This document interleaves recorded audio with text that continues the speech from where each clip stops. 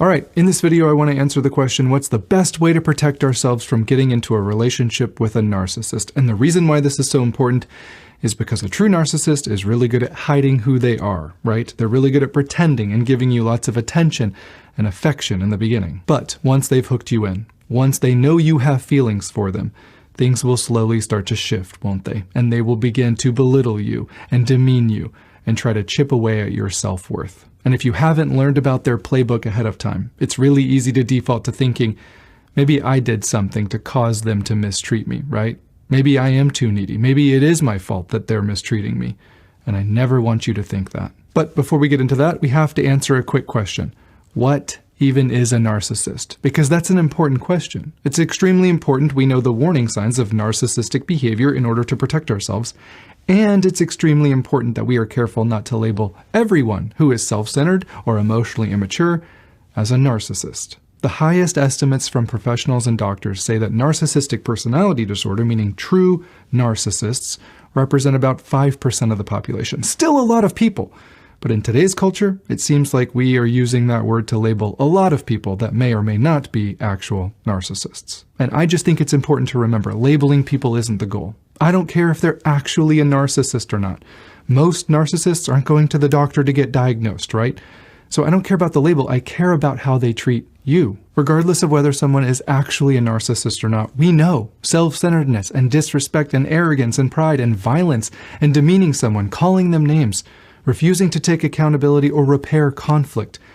Those behaviors are completely unacceptable from any partner, and they will never lead to the trust, intimacy, connection, or love that you deserve in a relationship, right? So at the end of the day, the goal isn't debating on whether someone is a narcissist or not. The goal is learning about what every relationship needs to survive, like emotional safety and mutual respect and trust. The goal is learning about how and when to set healthy boundaries around neglect and disrespect. The goal is maturity and self-reflection and self-esteem and self-worth, and remembering you never deserve to be mistreated or abused. Even if you ignored red flags and you've already been in relationships with toxic or narcissistic partners, you still didn't deserve to be hurt or abused. We've all ignored red flags. And in just a little bit, I'm going to talk about how it's always the most kind and sacrificial and loving people that are the most susceptible to getting involved with narcissistic people, isn't it? That's not something I want you to feel shame about. This is simply about remembering our partners should never make us feel worse about ourselves. If you forget everything else from this video, remember this. Your needs matter. What you need to feel safe and loved matters. Your feelings matter. They're not a burden. Your voice matters. You're valuable, and you're worthy of kindness and respect. Baseline. So that's my job, to show you grace and compassion, but also hold you accountable to who you're picking for your future partners. To be gentle and kind, but also not beat around the bush and tell you directly how you might be contributing to the dysfunctional dynamics you keep finding yourself in. Because we can't change their behavior for them, can we? We can't control their words and actions. We can't boundary them into loving us or respecting us. The only thing we can control is us and our standards and how we react and respond and how much access we give of our body, time, and energy to another person, right? And I understand that you love them, but love won't be enough to save this relationship. Chemistry isn't enough. A great sex life isn't enough. Frankly, I don't even care that you love each other. I care about whether there's mutual respect and selflessness and humility and the ability to apologize and empathize, the ability to repair conflict in a healthy way. The desire to prioritize each other in the ways that your partner feels valued most. That's what determines whether your relationship succeeds or fails, not whether someone says they love you or not. So, how do we prevent a relationship with a narcissist? By learning about their red flags, by learning about the type of partners that they tend to get involved with, and then by setting a standard for how we're going to show up and how we're going to expect our partners to show up as well. All right, so most of the time we think of a narcissist as being someone who has a massively inflated ego. They're arrogant, they're prideful, they lie, they exaggerate to make themselves look better. They talk about how great they are, they're loud, they puff out their chest and make themselves the center of attention.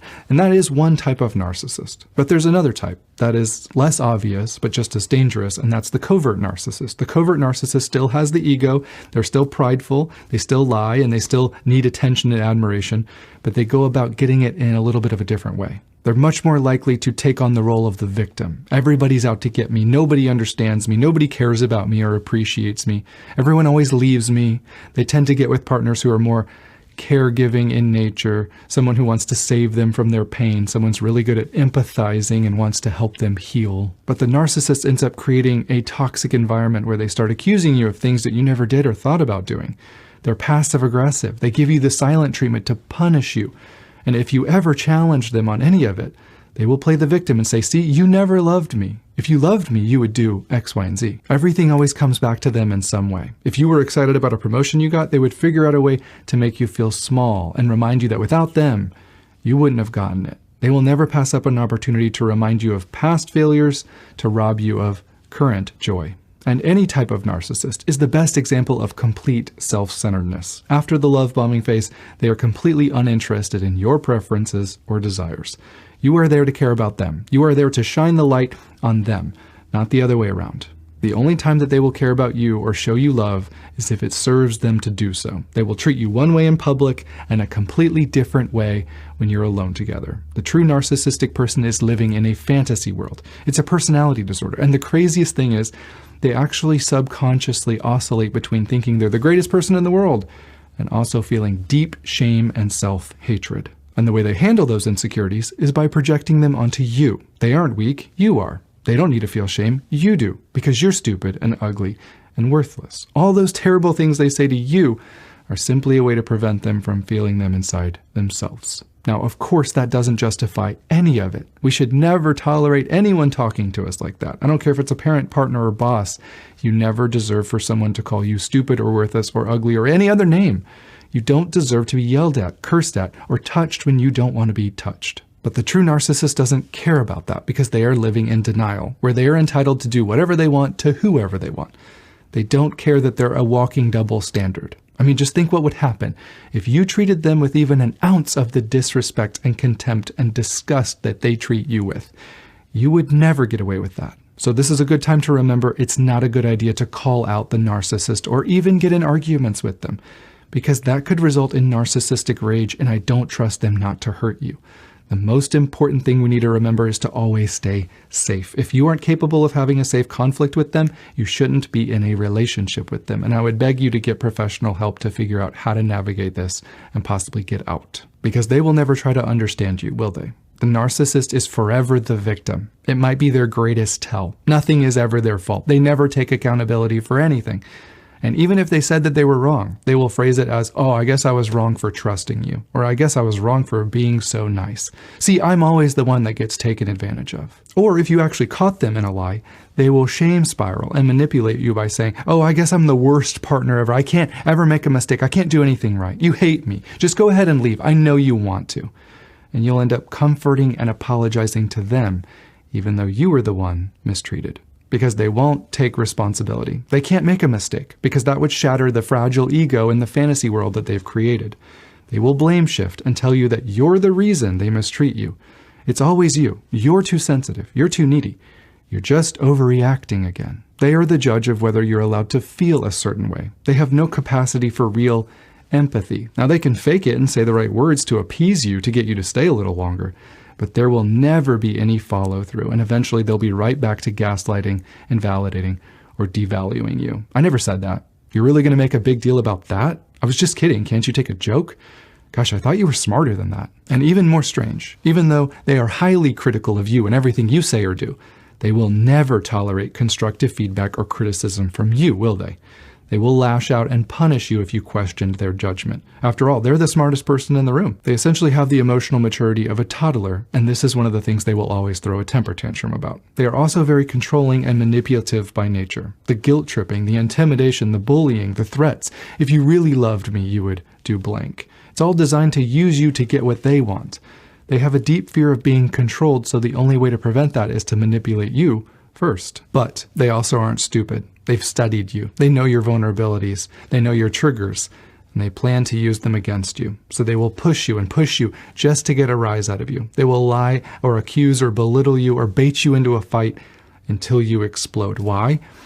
Because it means they can still control you. And eventually you'll become so emotionally or physically exhausted that you'll lash out and call them names. You'll yell and curse, and they'll sit back and calmly take notes so they can tell everyone exactly what you said or did. And now they can spin the narrative that you're actually the abuser in this relationship. They can use all this stuff to isolate you even further and confuse you and devalue you and tell you that you're lucky that they're still with you because nobody else would tolerate you. And if you would simply stop being so terrible, they would treat you better. And the cycle just goes round and round. You fight and then you apologize, you make up, they treat you decently for a few days or a week, they breadcrumb you, they give you just enough so you won't leave.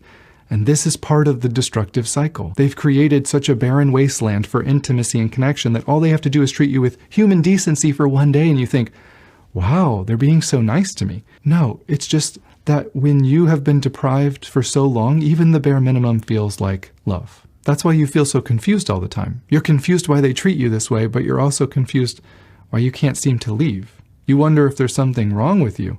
You wonder if you're the narcissist like they call you. But you're not. Do you know why? Because they're the only person that you're having these problems with. And 2, narcissists don't want what you want. You want a relationship with safety and trust and connection and closeness, right? Narcissists don't want that. You're not the narcissist. Now, that doesn't mean you're not emotionally immature. It doesn't mean you don't need to be held accountable for the toxic behaviors that you did towards them, but you're not the narcissist. And the tragic reality is, if you were traumatized or emotionally neglected as a child, you're used to chaotic love in a way. You're used to performing to feel loved. You're used to relationships where you were criticized or demeaned or ignored. This isn't the first time someone has said your feelings are a burden, is it? And the saddest part about all this is, in some way, this type of relationship actually feels familiar to you. And we always gravitate to what feels familiar. Now, here's the crazy thing. These toxic, abusive relationships don't start out like that, do they? If they did, nobody would ever get in a relationship with someone like this. So the narcissist knows they need to get you to fall for them in the beginning. This is what's called the love bombing phase. And I've talked about this before, so I won't go into detail, but essentially they go overboard in treating you with respect and kindness. They shower you with affection and attention. They can be charismatic or sweet. They listen when you talk, but not because they actually care. They just want to learn information. They want to learn about your vulnerabilities so they can eventually use them against you. They need you to fall in love with them. They need you to attach to them. They need to do whatever they can to move this relationship as fast as they can. They begin to isolate you from your friends and family. They push for you to be sexual because when we're sexual with someone, we're much more likely to feel bonded to them, right? And for so many of us who are desperate to find our soulmate or someone who sees our value and worth, we fall for it. Because who doesn't love feeling loved and prioritized, right? It's very easy to let our guard down in that environment. Unfortunately, like we talked about earlier, that's when they'll slowly start to gaslight you and make you question your reality. They'll slowly start to assert dominance in this relationship. They'll start to devalue you, invalidate your feelings, call you names. The fighting will start. And you, being the kind, thoughtful person that you are, will try to be the peacemaker. You'll try to figure out what went wrong and how you can fix this to get things back to the way they were before. But the sad truth is there is no before. It wasn't real. And we can hurt ourselves when we're staying in toxic relationships based on hope or the potential that one day things will be better. It won't. So that brings us to our next way to prevent a relationship with a narcissist, and that's by asking the question, what type of person do they tend to date? Because I never want to victim blame, but it would be naive to say that the narcissist doesn't have a type. Does that mean you brought this on yourself or that you deserve it? No. But this is how we protect ourselves, by learning about what type of people tend to get in these dominant, submissive relationships. Because I'm willing to bet it's usually someone who is used to sacrificing their needs for the sake of someone else, right? Someone who struggles with confrontation and boundaries. Someone who avoids conflict to keep the peace. It's usually someone who gives grace and kindness and wants to see the good in people. Someone who's really good at giving second chances. Someone who is loyal. Someone who is accommodating. Someone who defaults to empathy. And as controversial as it might be, I believe it's someone who struggles with self-esteem. It's usually someone who is conditioned to believe that they need to earn love. Someone who isn't quite sure what they're allowed to need in their relationships, right? Sometimes even the idea of advocating for your needs seems selfish or rude, doesn't it? Heck, most of us weren't even taught we're allowed to have needs. It's usually someone who questions themselves, who has a hard time being assertive or standing up for themselves, right? Someone who defaults to seeing themselves as the problem because maybe they grew up in a family that reinforced that. If I could just do better, things would be better. If I could just find the right words to say, maybe they wouldn't yell or scream at me. We don't hold them accountable for their toxic behavior, and instead we think, maybe it's my fault that I triggered them. I should have known better, right? But please don't forget, we are all responsible for our own choices. You didn't make them hit you. You didn't make them scream at you. You didn't trigger them. They got triggered. Those are two massively different things. An emotionally immature person can be triggered from anything. That is not your fault. In a loving relationship, both partners are concerned about how each other's words and actions affect each other. It's not one-sided like it is in these relationships. Think about it. You're so concerned about how you can prevent them from being upset, right? When's the last time they ever showed you the same consideration? Never. The truth is, you never deserve to be mistreated like that. You never deserve to be yelled at or called names. You deserve someone who is safe and considerate and warm and gentle. And of course, nobody's perfect. But this isn't about perfection. This is about understanding how love is actually demonstrated, and it's never by blaming hurtful words or actions on you. People that stay in relationships with narcissists are people that desperately want to be chosen and loved, which you deserve.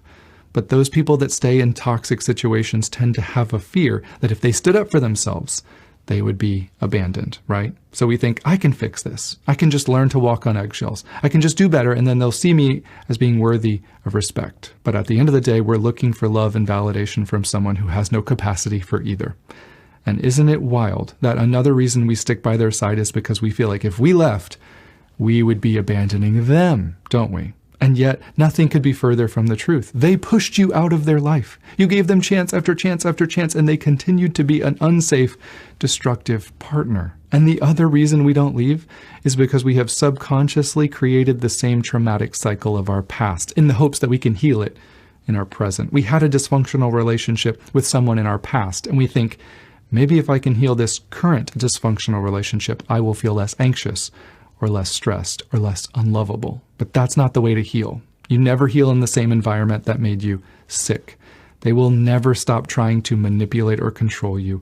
You can't win this battle. You can't reason with them. I mean, think about it. When's the last time that they ever cared what you had to say? It's been a little while, right?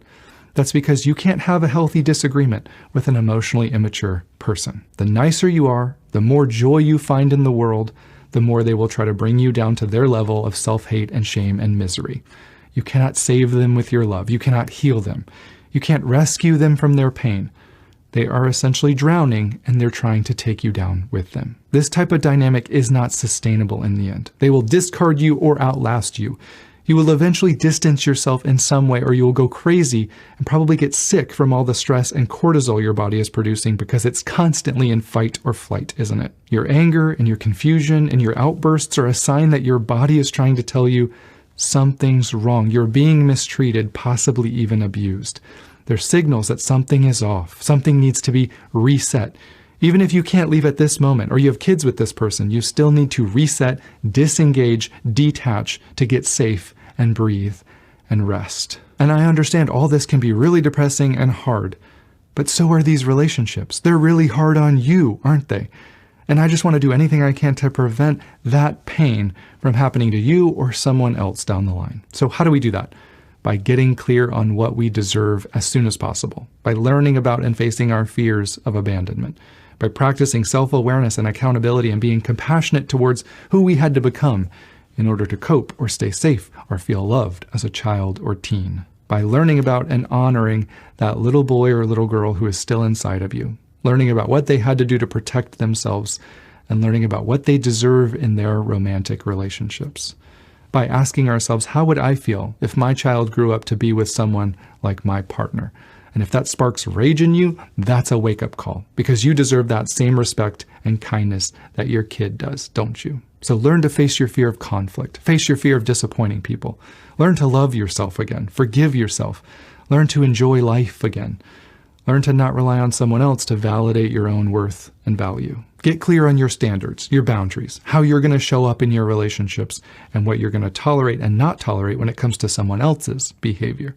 Because that's a very important question that few of us answer when dating, isn't it?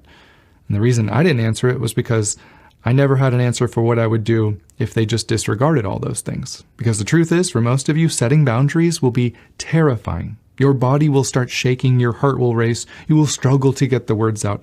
And the reason that's happening is because your body is terrified of what will actually happen if you showed up as your true self.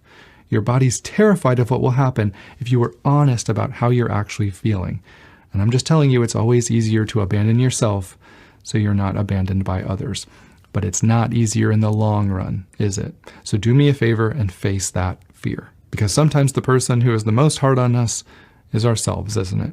You demand perfection from yourself, and then you punish yourself when you don't live up to those unrealistic expectations, and it has to stop. The self-hate has to stop. The narrative that you're not good enough has to stop. The victim mentality has to go. You are powerful. Take back your control. I'm not saying treat them the way they treat you. I'm saying kindness and boundaries and assertiveness can go right alongside each other. Learn about what you need to feel safe, loved, and prioritized. Learn about your attraction. So many people are out there attracted to chaos and toxicity because that's what's familiar to them.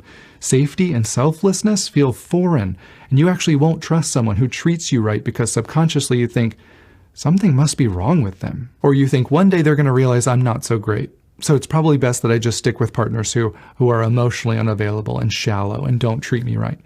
Because deep down you've forgotten you deserve so much more. And it helps you to have an element of control, doesn't it? Because toxic partners, believe it or not, are actually predictable in a sense, aren't they? Learn about what healthy love looks and feels like. Learn about how to be vulnerable and feel your feelings and open up and share, but also have discernment on when to share and how to determine whether or not someone is trustworthy enough to share your heart with. Learn how to take accountability. That's something we should place far greater value on. Remember, it's the fatal flaw of the narcissist. If you decide that your next partner has to be someone who can take accountability when they mess up, which we all do, if you were only going to date people who could repair conflict, that alone would prevent you from dating a narcissist ever again because they will never do that. My advice, take things very slow in the beginning. I don't know about you, but I can fall in love quick, right? I love to move things fast because everything feels wonderful. The problem is we can set ourselves up to be fooled, can't we? So don't attach to someone until they've shown you consistently with their words and actions that you can trust them. That doesn't mean don't have a great time. That doesn't mean be cold and distant. It simply means understand that relationships are a really big deal, right? Who you choose to be in a relationship with is a really big deal. So enjoy dating them. But also remember, feelings aren't our best guide to whether this will end up healthy or fulfilling, are they? So take your time. Don't get sexual with someone early on unless that's a conscious choice that you're making. It's way better to take things slow, especially in that area, so we don't bond with someone that we don't actually know. And that's another thing that narcissists can't stand, not being in control. So when you say you're not going to sleep with them yet, when you talk about your boundaries around disrespect, when you have your own timeline for building trust and getting more involved with them, when you refuse to stop your life for them because you have friends and hobbies and you've learned how to be comfortable and fulfilled even when you're single, when you aren't looking for someone else to complete you, when you have the courage to advocate for what you want in a relationship in the beginning, rather than getting trapped in fear of disappointing them and being seen as too needy, when you're assertive but still kind, they will drop their mask even faster because you're not worth the effort. They will turn on you and call you too needy and say you'll never find someone. But remember, what one person calls too needy, another might say, that's all you need? The truth is the narcissist has no interest in someone who isn't submissive. It's a dominant-submissive relationship. And if they see that you're not submissive, they will shame you and move on. They have to find someone they can dominate, who's willing to believe them when they tell them they have no value. If that's not you, if they can sense it, they will move on. That's just the truth. And please don't be afraid to get some professional help. Talk to someone about your past. Explore your behaviors and fears and patterns and triggers. Explore the why behind your reactions and coping mechanisms. Therapy is a great place to learn what a real relationship is supposed to look and feel like, where someone is on your team, where you can trust them, where you know they actually care about you. Therapy is where we hopefully learn what it feels like to be heard and understood and validated. And you learn you really do deserve respect and kindness. And it's possible to experience that with another human. And once again, this isn't about demanding perfection. Of course, we're all going to mess up, but be the type of person and find the type of person that cares about repairing and reconnecting and deepening your love and admiration and respect for each other. Find someone who is humble and treats others the way they want to be treated. Find someone who is kind to strangers who can do nothing for them. Find someone who knows your worth and value. Find someone who actually wants you to feel safe to express what you need to feel safe, loved, and prioritized. Find someone who honors your boundaries because they love you. It's not a fairy tale. Those people are out there. Become that type of person and then find that type of person. Thank you so much for listening, for all who stayed to the end. I hope this was helpful in some way. Please let me know in the comments what I should have touched on a little bit more for next time. And if you're not subscribed already, please do that. And I can't wait to see you on the next one.